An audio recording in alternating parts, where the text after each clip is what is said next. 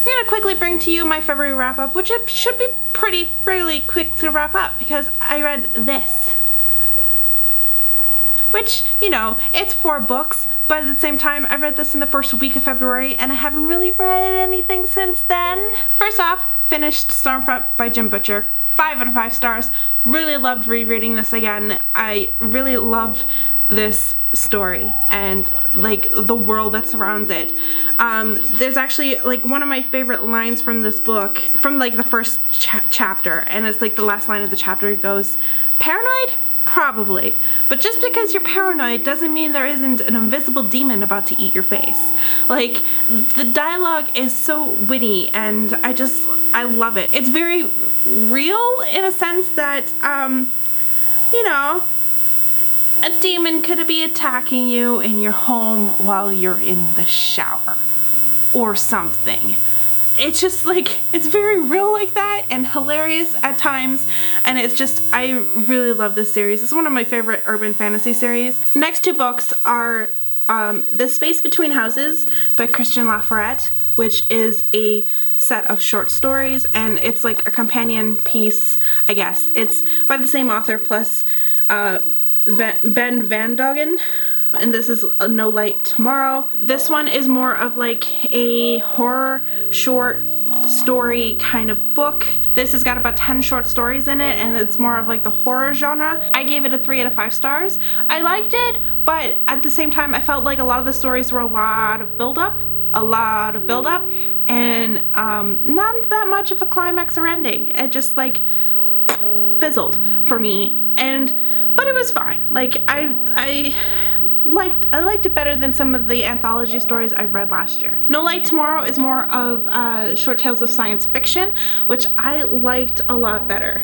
I gave this one a 4 out of 5 stars. In comparison to the other book, I really liked Sci-Fi Factor a little more.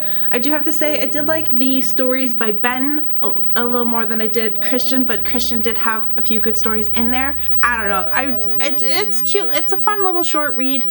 I would recommend it if you're looking for like a set of short stories. I think there's only 6 in this one, but they're a little longer. The last book I read completely for the month, but the first book of Rainbow-a-thon that I was doing for the month, but it was the orange book, and that is Her and Me and You by Lawrence Strasnick. I did enjoy the story. I gave it a 3 out of 5 stars. It's very contemporary, and I really love this cover. Like, this cover and the play on the I just really love the depth of field of the cover. That's just, I love depth of field. It's one of my pleasing aesthetics that I like. This is about a girl who moves to a new town and meets a pair of twins, a boy and a girl, and it's just the interactions with them and trying to figure them out because they're both a little mysterious. The girl twin is kind of a bitch, and it's just the whole story into that.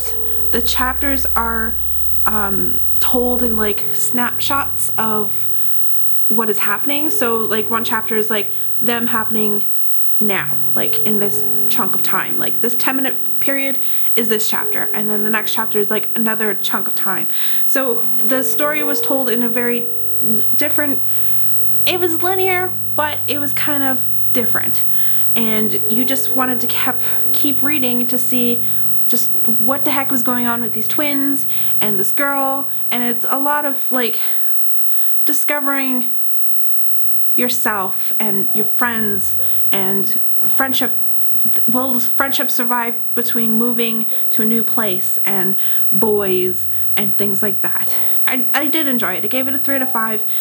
I tend to give contemporaries usually around a 3 out of 5, but I definitely would recommend this one if you're into contemporary. It's not one of those fuzzy contemporaries. I don't like fuzzy contemporaries. I did start with The Night Circus by Erin Morgenstern. I'm gonna probably continue reading it. I've gotten about 60 pages in.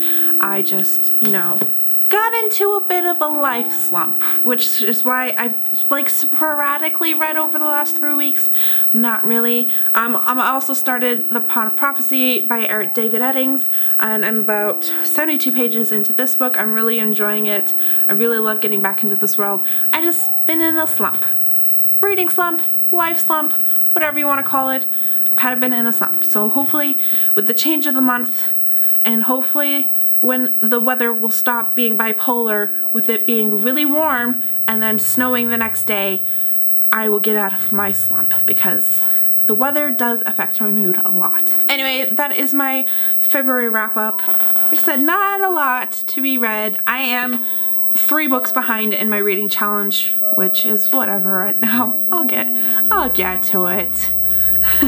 Hopefully March will be better. I'm just like, don't really feel like reading right now. Anyway, thank you so much for watching, and I'll see you guys in my next video. Bye!